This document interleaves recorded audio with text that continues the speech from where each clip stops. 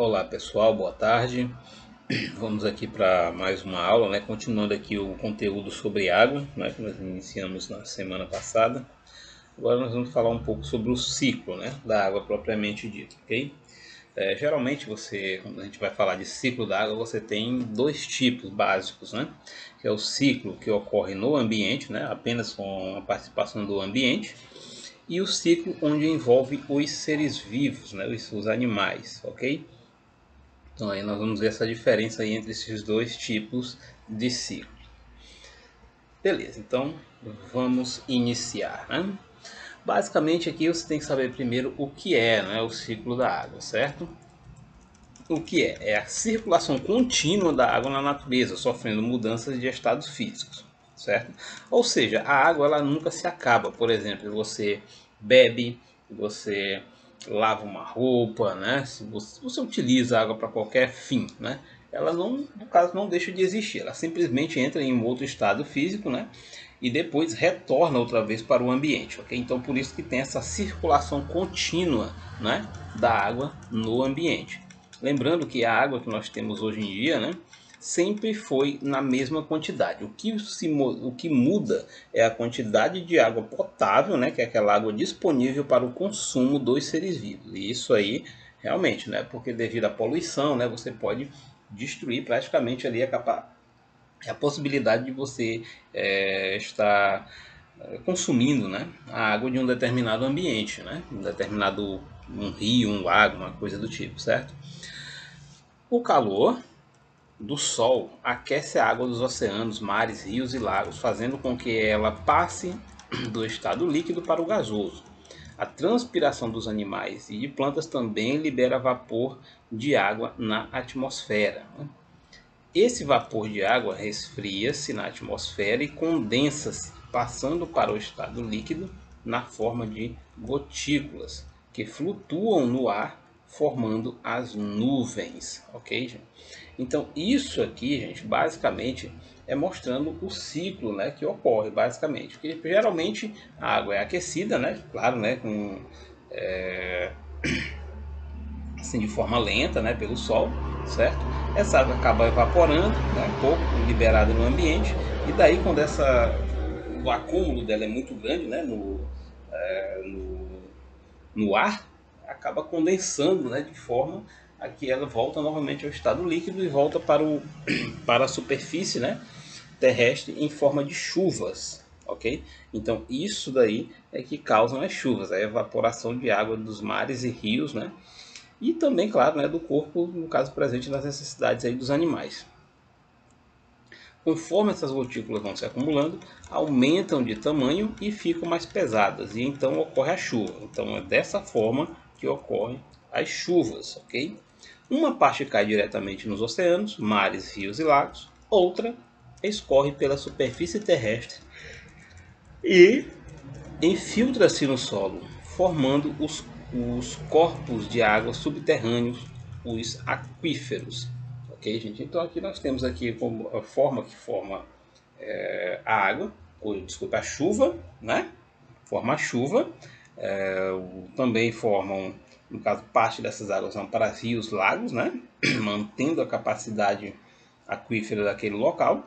Então outra se infiltra-se no solo e forma ali, né, os lençóis, né, de águas subterrâneas, ok? Que são os aquíferos, certo? Aqui você tem uma demonstração do que ocorre, né?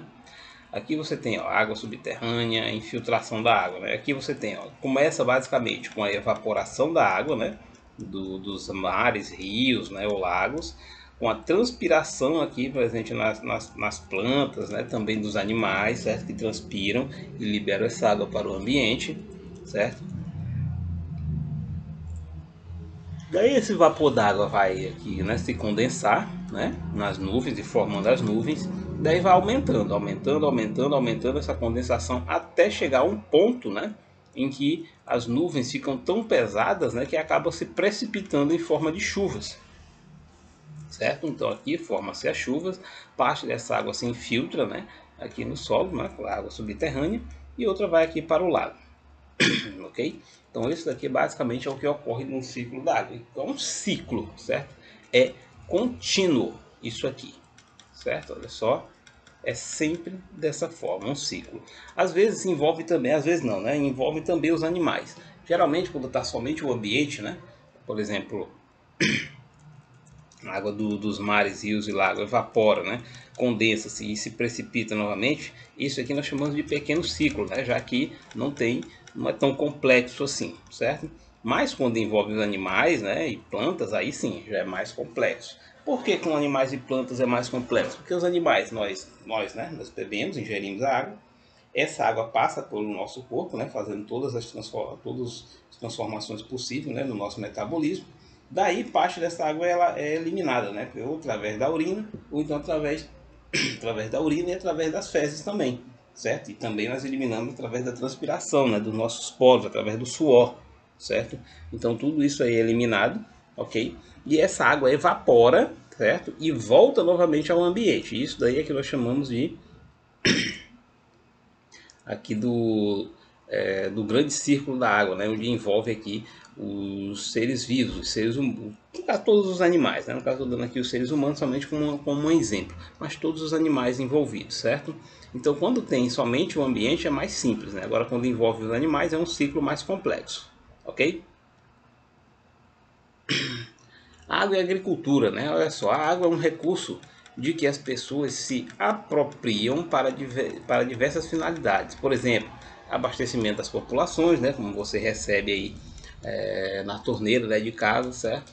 Irrigação do solo, né, para o plantio, criação de animais, né? Claro, né, os animais têm que ingerir a água. Produção industrial, né? Claro, né? As indústrias também utilizam grandes quantidades de água para poder produzir os seus compostos, ok? Entre outras. Em todo o mundo, a maior parte da água utilizada pelos seres humanos vai para a agricultura, ou seja, gente, olha só, cerca de 70% de toda a água doce consumida é utilizada na irrigação de plantações, ou seja, você pode observar aí que é uma quantidade gigantesca, né, que no caso é utilizada para a irrigação, né? Ou seja, a agricultura consome mais do que a metade da água potável do planeta, certo? Disponível, né, para a nossa utilização, certo? Pois bem, a maior parte dessa água não pode ser reaproveitada, pois é contaminada por fertilizantes e pesticidas químicos. Então tudo isso aí, certo, gente, às vezes até mesmo destrói, né, o ecossistema, né, o meio ambiente e também os rios, né, polui água de rios, né, e lagos da região, ok? E isso inviabiliza a utilização da água, visto que a maioria dos fertilizantes, né, utilizados são venenosos, né? Então não dá para você ingeri-los em grande quantidade. Geralmente a agricultura é a atividade que mais consome água devido à grande necessidade de irrigação. Como o sistema de produção dessas lavouras nem sempre é muito eficiente, o desperdício de água pode ser muito grande, certo? Então, basicamente, as pessoas não têm muita assim, consciência, né, vamos dizer assim, né, dessa água que vai ser utilizada. Então, utiliza-se de forma, vamos dizer assim, a desperdiçar, né, uma grande quantidade, certo? Então 70% aqui é somente para a agricultura. Então aqui nós temos, olha só, como é que é utilizada, né, essa água do planeta, certo? Tem 100% de água, olha só. Na agropecuária, né, é mostrado aqui pela essa parte aqui vermelha, 70%. A indústria utiliza 22% de toda a água, enquanto que nós, né, em nossas residências, utilizamos, né, caso juntando todas as pessoas, claro, né, utilizamos apenas 8% dessa água que está disponível, né, no ambiente, né, essa água potável disponível, nós utilizamos apenas 8% delas, ok?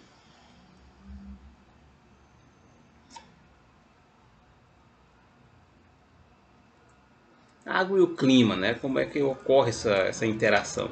O ciclo da água está diretamente ligado ao clima. Assim, mudanças no clima que alterem o regime de chuvas podem provocar o aumento da ocorrência de eventos hidrológicos extremos, como inundações, certo?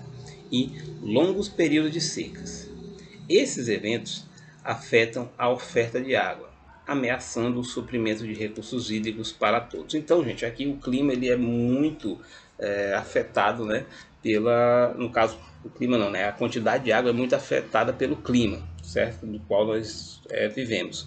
Às vezes, né, dependendo da região que você tem uma quantidade muito grande de chuvas que pode causar inundações e com isso, no caso, está inviabilizando a distribuição da água potável, certo? E também em lugares em que a seca também é muito grande, né? Principalmente aqui no Nordeste. No Nordeste nós temos períodos de secas assim que é extrema, né? Tem locais aí que os animais, né, o gado, né, acaba morrendo de sede, né, porque não tem água disponível naquele ambiente, não tem água, né? Sem água não tem também alimentos, né, disponível para esses animais. Então eles acabam vindo a morrer, né, de sede nesses locais, certo? A mesma coisa que ocorre com as inundações. As inundações podem inundar, né, estações de tratamento e com isso inviabilizar aí a distribuição da água potável, né, de forma eficaz, né, por elas, certo? Energia, né, elétrica, né, a produção de energia elétrica por meio de usinas hidrelétricas é uma importante contribuição dos rios, certo? A utilização dos rios na geração de energia ocorre com a construção de usinas hidrelétricas em determinados trechos de seu curso. Nem todos os rios são propícios a abrigar tais usinas. Isso porque é necessária a existência de desníveis, fator que favorece a implantação de quedas artificiais. Por essa razão, os rios escolhidos para serem usados como força hidráulica nas usinas são aqueles que cortam áreas de relevo do tipo planalto, como superfície acidentada. Então, gente, geralmente isso daqui, a energia hidrelétrica é a maior parte da energia que nós utilizamos, certo? Principalmente aqui no Brasil, né? Praticamente toda a energia utilizada é hidrelétrica, né? Tem pouquíssimo, né, por exemplo, a energia eólica, né, que é proveniente do vento, certo? A energia atômica praticamente nós não exploramos, né, de forma eficaz, certo? Nós temos uma usina atômica, né, para poder extrairmos essa energia, né, de compostos nucleares, né? Temos também aí energia utilizada por biocombustível, né? Mas a maioria mesmo é hidrelétrica, né? Constrói-se grandes barragens, né, para poder mover-se as turbinas com as passagens da água e com isso gerar energia elétrica para ser consumida por nós, né? A maior usina hidrelétrica aqui do nosso país, né, que é utilizada é a usina de Itaipu, né? Que nós abastece tanto aqui o nosso país, né? Boa parte do nosso país, quanto também o Paraguai, ok?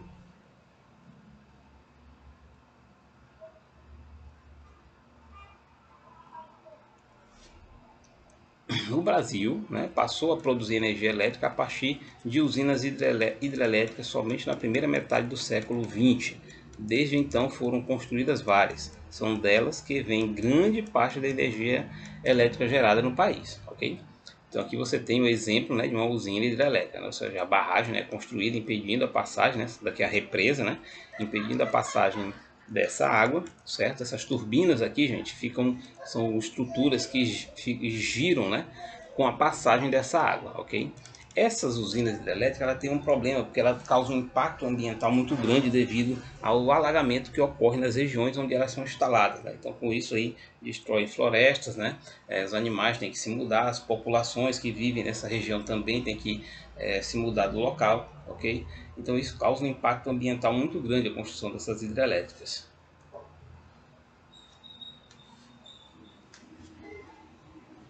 Provimento de água potável, né? Acesso universal e equitativo à água trata-se aqui, né? Acesso universal e equitativo à água, né? Trata-se de assegurar que o acesso à água seja fornecido para todos, todas e todos, independente de sua condição social, econômica ou cultural, de gênero ou etnia. Este conceito está alinhado com a noção do acesso à água como um direito humano, ok, gente? Então todas as pessoas têm o direito de ter acesso à água. O que é o ODS 6? Água limpa e saneamento, certo? Então é o seguinte aqui, a ODS 6 tem como intuito garantir a disponibilidade e gestão sustentável da água e saneamento básico para toda a população, ok? Então essa ODS 6, gente, aqui, certo? É vamos dizer assim, uma diretriz, né, que foi instalada ali, no caso, pelos países membros, né, que está na ONU, né, Organização das Nações Unidas, que tem como intuito, né, algumas diretrizes, né, para ser alcançadas até a data de 2050, do ano de 2050, certo? E essa ODS 6 é simplesmente a parte que trata da água potável, né, que é a água limpa e saneamento básico, né, para todos, ok?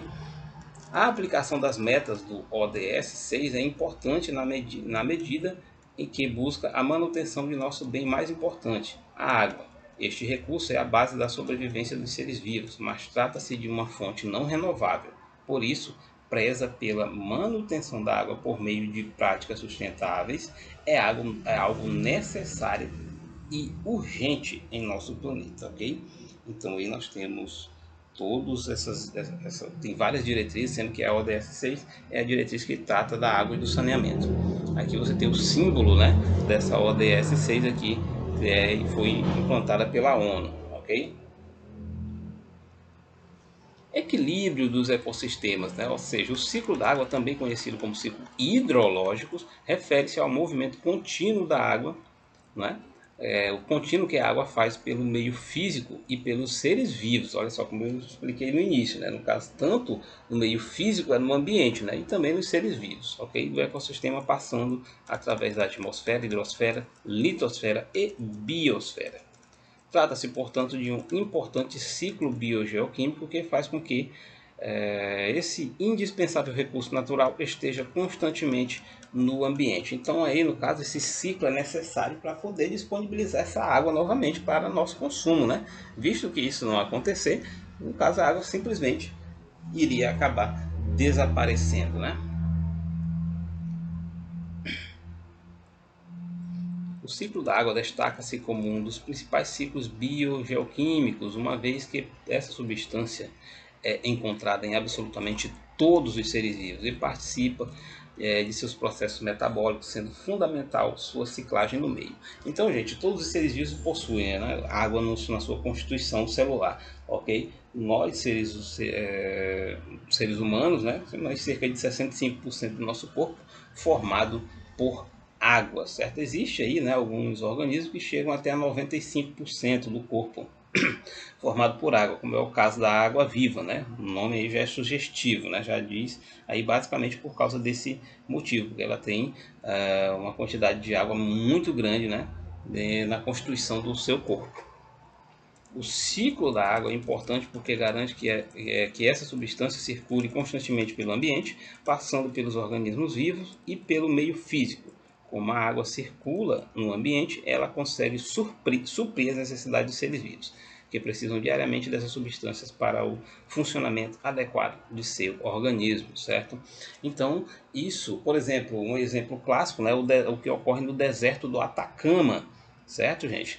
Que no caso esse deserto, né, ele é conhecido por não ter assim, uma quantidade de chuvas, né? Da última vez estava com mais de 100 anos aí que não chovia nesse deserto. Só que esse deserto fica próximo de uma região de oceano, né, de mar.